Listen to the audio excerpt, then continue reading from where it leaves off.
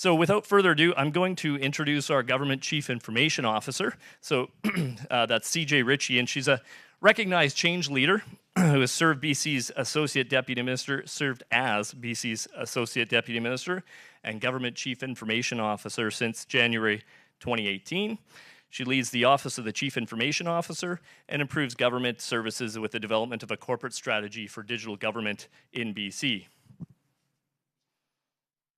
CJ has been instrumental in championing a number of multi-ministry strategies that address some of government's most complex challenges and opportunities.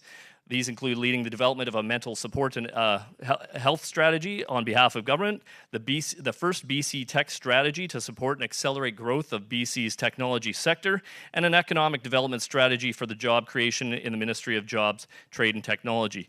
So CJ is going to deliver a GCIO Stand-up, and she's going to start by telling you what a GCIO Stand-up is, which includes a regular address about what's happening in the OCIO, the status of different initiatives, and an update on just general events. Please welcome another of our fantastic security advocates, CJ Ritchie.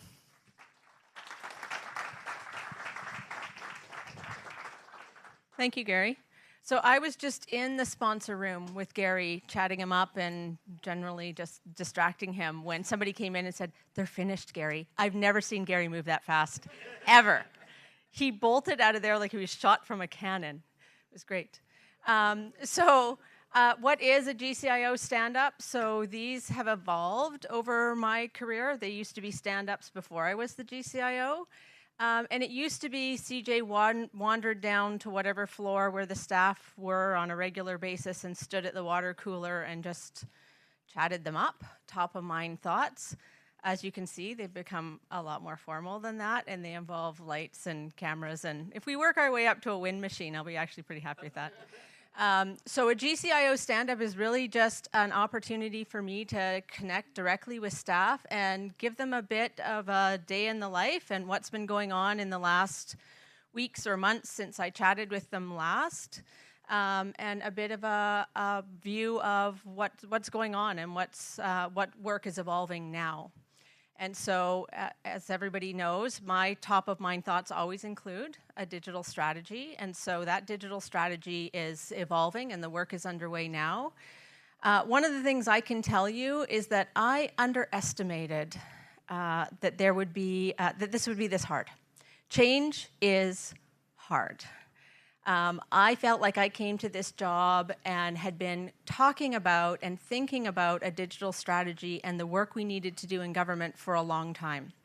I felt like there was a shared sense of the why and the what about a digital strategy, and what I've found is that that isn't true. As I go around and I talk to deputies about digital strategy and where we need to go next and how the world has moved on and we need to be a part of this change and we need to lead that change and not just be a result of the change happening to us. What I found is there isn't a shared sense of why we need to do that. And so if you see me crunching down the hallways looking a bit frustrated, I'm probably just on the heels of a deputy minister's committee or some other place where I feel like I'm doing my room-by-room knife fight. The good news, though, is that below the political layer and maybe below the deputy layer, change is upon us. And there is a guiding coalition forming around the digital strategy. I feel like we already have a digital army. And there is work all across government where people are trying things and innovating and moving in a new direction that is super exciting, and it's compelling to be a part of that work. And to be a part of modernizing the framework of government, and it's long, long, long overdue.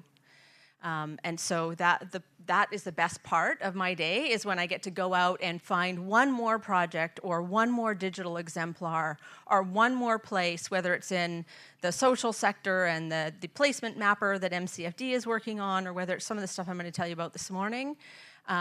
There's all kinds of pockets of innovation in this government, and we should be very proud that the work we get to do here in citizen services gets to support and in some cases lead that. And so that's the best part of this job for me. And it's a job I feel like I've been doing for a very long time around the edges, and now I get to do it from this particular position, which is particularly good for me. So that's the digital strategy. The other thing that I'll tell you about is some of the pieces of that digital strategy. One of those is Sprint with Us. So for those of you in this ministry, you will probably know what Sprint with Us is. For those of you who aren't, I will give you the Coles Notes version here.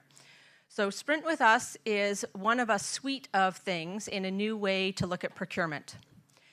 We've had things like the Developers Exchange that allows for micro procurements in software development in the software space. We've had that for a couple of years. Sprint with Us, though, is new, and we stood it up in about May. And Sprint with Us is really a way to procure ready-to-go agile teams around a particular problem of government. Sprint with Us launched in May. Between May and October, we qualified 90 companies and found 90 companies who had never done business with government before. So what I heard when I wrote the first tech strategy and I went out to the tech sector and asked companies what they needed from government, by and large, one of the overwhelming messages was, we don't know how to do business with you. You represent no business to us. We don't know how to break in. We can't get our foot in the door. So Sprint with Us was an answer to that. So we had the very first mines opportunity. So this was an opportunity that came to us from Energy Mines, and we were looking at a digital project. 90 companies came to the table between May and October, and 37 of those are now pre-qualified and can respond to an RFP immediately.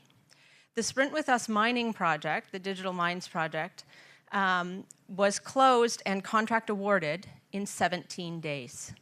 Not weeks, not months, 17 days. That is Herculean in the procurement space.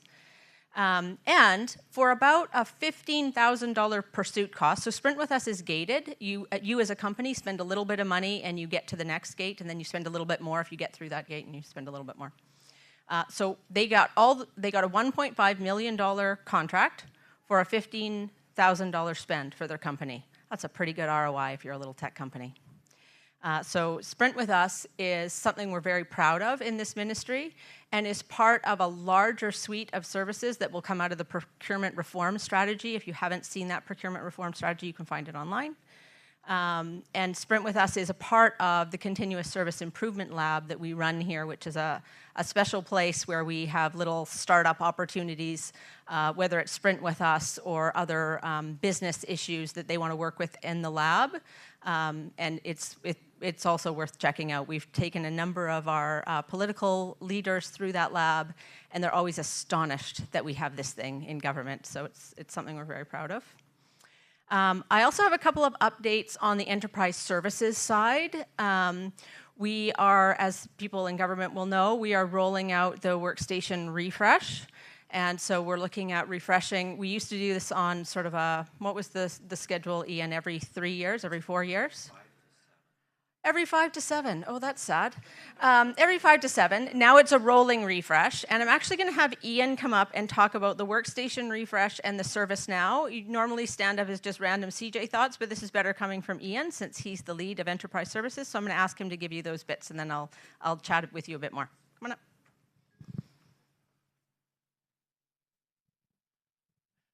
So there's more than one person at a stand-up now. Yeah, right. Agile. So the workstation refresh, I think it's really cool that we're doing a rolling refresh. It solves a ton of problems. And what we're trying to do is get out of the business of doing refreshes in the way that we've done it before. We want to just incorporate it as like you're ordering stationery. And it's never going to be quite that easy, but that's the goal. And so low touch, and things are supposed to work when they show up. The devices that we give people are the ones that people want, rather than the ones that they have to lug about and complain. I think we're going to get there. There's a ton more options. Laptops, I think I say 90%. Others on my team say 70, 80%, but it doesn't really matter. We're pushing out a ton of laptops. Laptops will be able to connect to Wi-Fi in all of the 800 buildings that we have. We're paying for all of those installations. We're rolling out VPN to every single user in government, no additional cost to government, and cool things like that. So we're going to try and make the devices work for people and give people the devices they want. So I think that's cool. And I'll talk about the ServiceNow project, or the My Service Center project. I think there's, am I supposed to do something to make the, oh, other way. I've not been coached right, or maybe I'm uncoachable. So the ServiceNow project, this is going to be really transformative for the way we do business for the next decade easily. We're implementing what is truly a world-class piece of software that will allow us to do a ton of automation, a ton of self-serve, and a couple interesting stats. Anyone know how many ITER changes we do annually? Take a guess. Come on, someone. Oh. 200,000 a year, and that ITER changes. There's thousands of voicemail resets. There's thousands of UC-related changes. Those are all going to be self-serve whenever we can make them self-serve. They're going to be automated as much as possible. We're going to be able to deliver services in some cases in 15 minutes when it took 5 days previously. So lots of really cool stats, and I'm not doing them justice. Terry Whitney, if you want the real numbers, she's got them. But we'll be able to do things like provisioning servers, provisioning storage, all automated. We'll be able to provision in the cloud. We'll be able to provision in the data centers, things like that through this tool. We'll have a far better idea of what we have in terms of assets. Ministries will be able to go in there, see them. They'll be able to see their own tickets. They'll be able to see a ton of things that they haven't ever seen before. So I think this is really cool stuff that we've never done before. It's not for a lack of want, it's for a lack of the ability. So big changes in those areas. I'm looking at the screen. iStore. iStore, we're putting a bullet in iStore.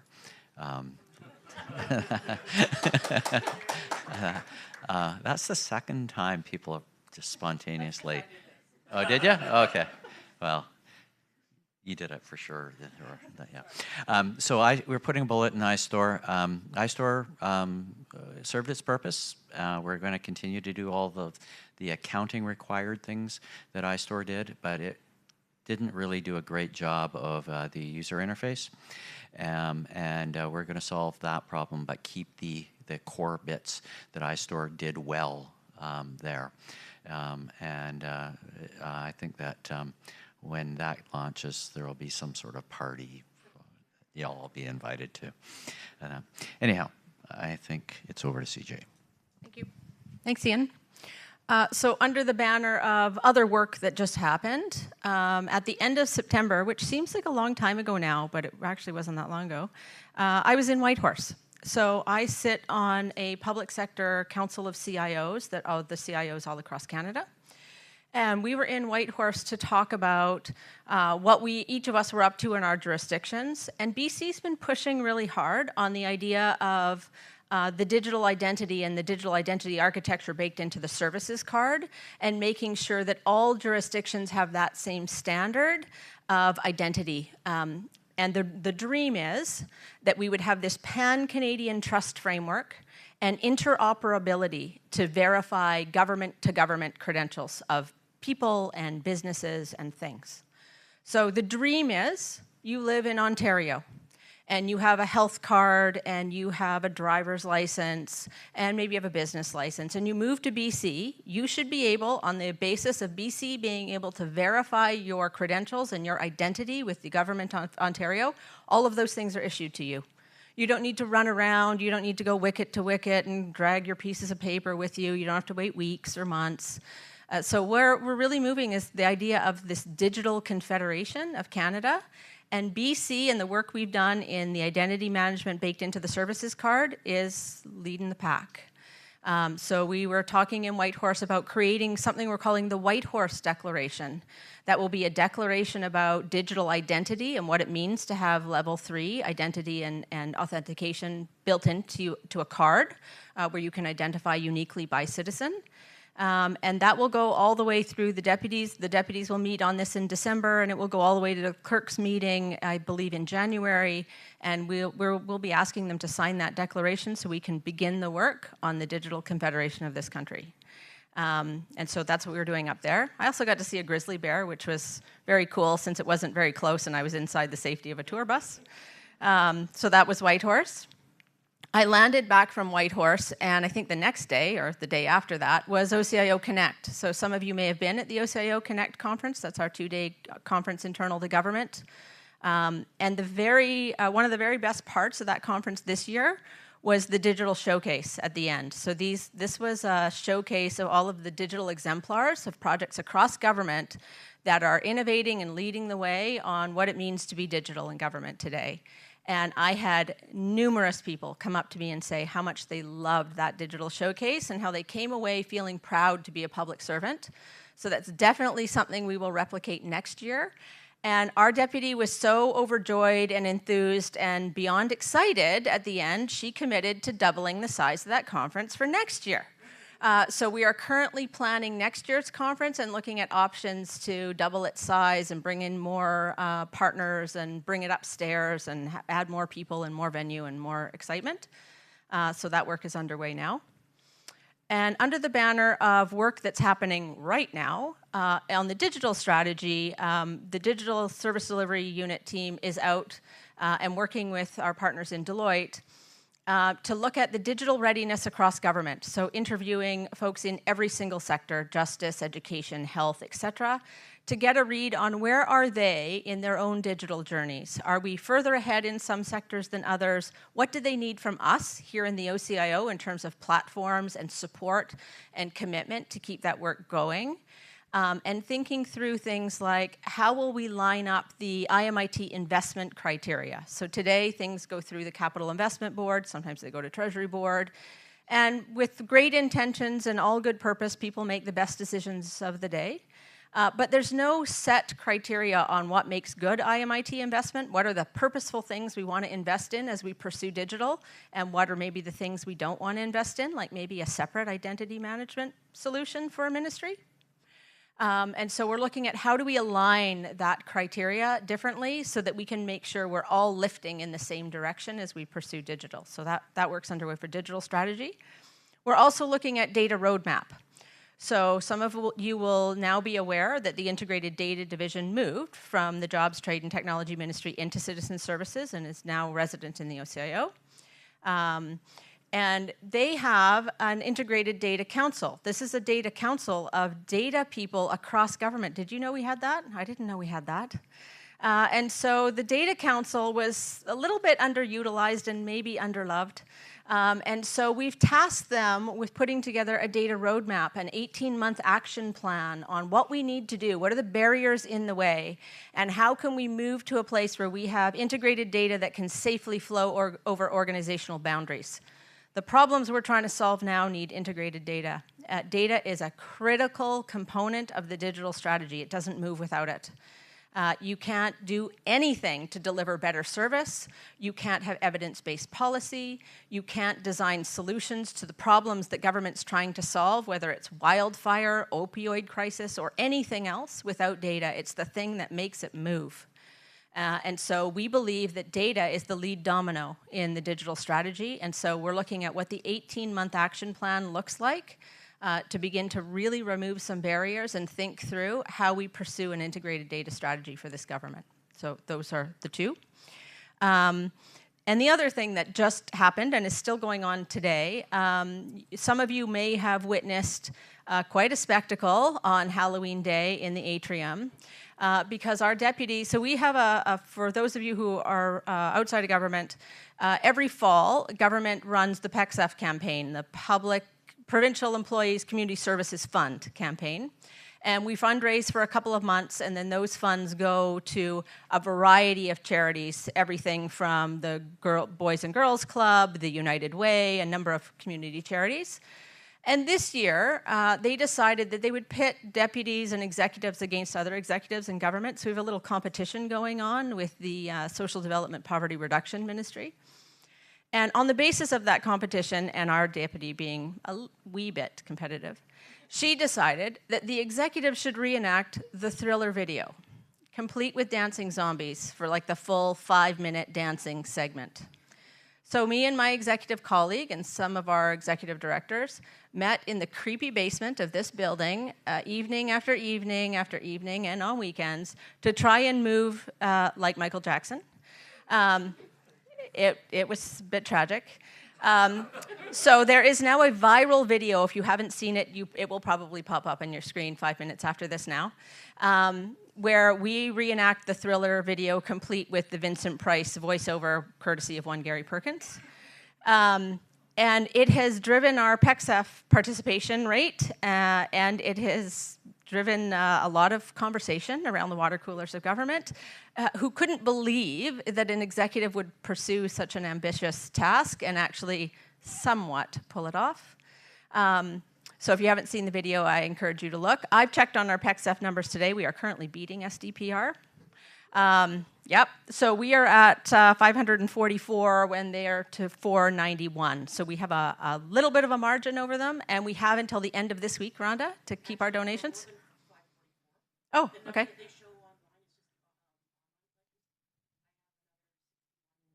Perfect. Over 600, that's excellent. So we have another couple of days, so if any of you haven't donated to PECSF and are interested in doing so, please do that. Go online and make a pledge, whether it's a one-time pledge or do whatever you want. And hopefully, I don't know what we'll have in store for next year's PECSF. I'm sure our deputy has ideas. She's doubled my conference. I can't even imagine what she's going to make us do next year. Anyway, so that's it for me in terms of stand-up items and top-of-mind thoughts from CJ. I think we're going to continue the conversation in the scrum area, because for those of you who don't know, now these stand-ups also come with a 15-minute scrum outside the room for anybody who doesn't want to ask a question in here. So do we have time for a couple questions? Okay, so we'll take a couple questions in here, and then we'll move out to the scrum area, and those of you who can join me there, please do so. Anybody have a question in the room? Be brave. Oh. Sure.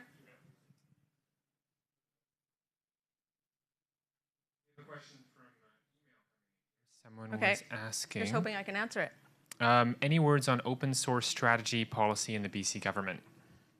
Yes, so in the digital strategy, and those of you who are at OCIO Connect would have heard me talk about the pillars of the digital strategy being better services for everyone, digital inside, digital outside, and data. Under the banner of digital outside, we need to find ways to partner beyond the walls of government. We need to find ways to be more open source, open architecture, open code. And we do little bits of that. What happens in the lab is based on some of that, and some of the digital exemplars certainly example that. So it's something we need to pursue much more broadly. So yes, it's contemplated. Do I have 54 action items listed on an implementation plan now? No. So if somebody out in Webland has an idea about that and they want to email it into the OCIO mailbox, I would be happy to hear from you. But it's definitely something contemplated as part of the digital strategy work plan. Anybody else?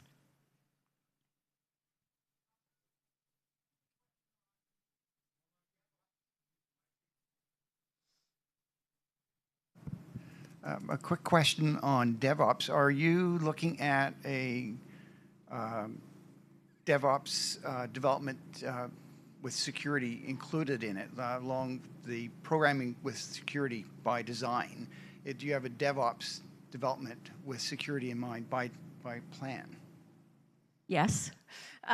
So yes, I mean, we have all of the things, including DevOps, that run in the lab, we have expansion plans for, and we know that as we expand out and look for ways to connect it into the larger enterprise architecture, that we're going to have to consider things like how we do that in a secure manner. Security is a keystone of digital strategy. None of this stuff works without security. If you listen to our minister anytime, anywhere, one of the first things she likes to talk about is security and the work we do in the land of security to make sure that as we pursue digital, we're doing that safely. Is that right, Gary? Absolutely. Yeah, we want to move from a DevOps to a DevSec or DevSecOps. You bet. Okay. Rhonda? I'm curious to know what we're doing as a ministry to engage with other ministries in terms of when we look at the open source work going on in the CSI lab, that type of thing, to have more integrated cross-ministry projects instead of everyone off doing their own thing. Yep. So the question was about how are we working with other ministries and cross-ministry to make sure that we're doing that in collaboration as opposed to everybody doing their own thing. Is that a good enough synopsis? So I have an ADM Digital Government Committee that is certainly cross-ministry, and we recognize that we're not coming in to develop a digital strategy with a blank slate here. We're coming in where ministries are already well on their path in some cases, and there's lots of work underway. So we need to be careful that we're not tramping down innovation either. So we want to find a way to wrap our arms around the right types of innovation. In some cases, though, we don't necessarily want people doing their own thing, like building their own payment functionality or their own identity management solution or whatever. So we have to find the balance in there, so which is why we're doing things like looking at the investment criteria.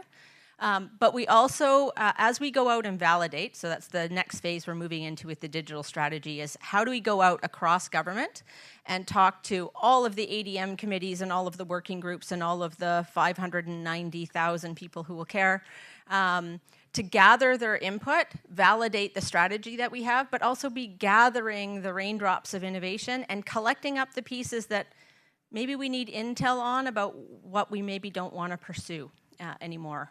And that's as much about leveraging the good IMIT investments that we've made already, like in the services card, as it is about making sure if we are building tools that are foundational and that have horizontal purpose, that we are leveraging those and purposing them so that we don't have other sectors building the same things and procuring the same things somebody else already did. Yeah. We've got another one by email here. Is there a plan to create a cloud group? Yes. So that's probably a better question for my friend Ian than me. You want to come up here? Won't be Cloud BC, though. It's not Cloud BC. For quite some time, I have been hinting at creating a cloud group. In full disclosure, I do that for feedback and to get people's thoughts on that. I've certainly had many people respond to me. So yes, I do fully intend to form a group to implement cloud. It will draw upon many of the areas that we already have within enterprise services. But the thing that I'm trying to do here is give the cloud group some autonomy to get the job done. Anyone that is part of that group will be what I would call a walker, not a talker. So I'm not interested in anyone that is just going to espouse what we should do. I'm looking for people that want to do it and want to be part of something that is going to be really cool. It is how we're going to be doing technology for decades to come. So I think it's a really neat group of people. Not quite sure that I've got it all sorted out yet in terms of what it'll look like, but yes, I am doing that. And whoever asked that question, thank you. I love the opportunity to talk about it, so kudos to them. Anybody else?